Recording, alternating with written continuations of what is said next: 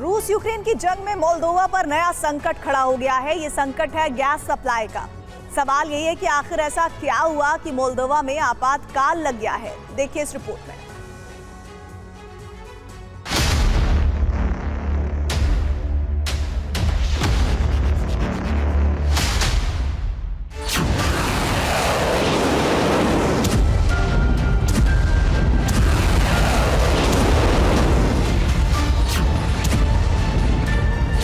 Active Moldova plan, जिंदगी नहीं होगी आसान।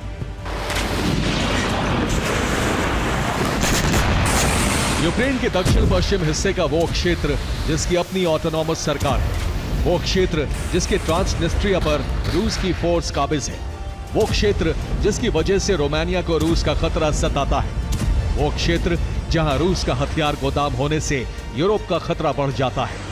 यूरोप का वही देश अब यूक्रेन की रणनीति का मुख्य हिस्सा बन चुका है। इस किसान को देखिए, इन्होंने शहद की खेती कर कमाए हैं 50 लाख रुपए। क्या आप भी ये खेती करना चाहते हैं? तो अभी डाउनलोड करें फ्रीडम ऐप।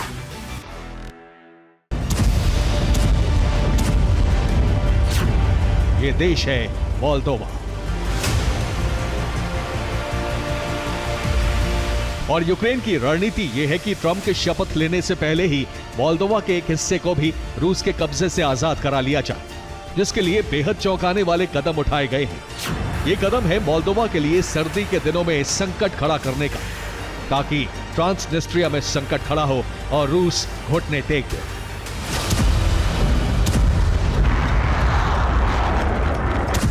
लेकिन कैसे? प्रश्न का उत्तर है गैस की सप्लाई ठप करके, और इस दिशा में कदम भी उठाए जा चुके हैं। लेकिन क्या है मोल्दोवा को लेकर रणनीतिक समीकरण, इसे विस्तार से देखिए।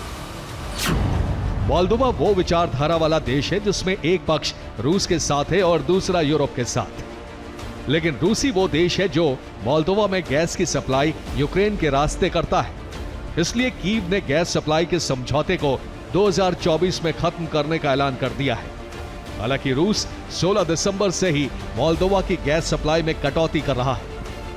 इसलिए मोल्दोवा की संसद में 60 दिन के आपातकाल को लागू करने के लिए मतदान किया गया है और इस मतदान के बाद दावा हुआ कि 31 दिसंबर के बाद गज़प्रोम से गैस का प्रवाह पूरी तरह से बंद हो जाएगा, यानी मोल्दोवा पूरी तरह संकट में आ जाएगा।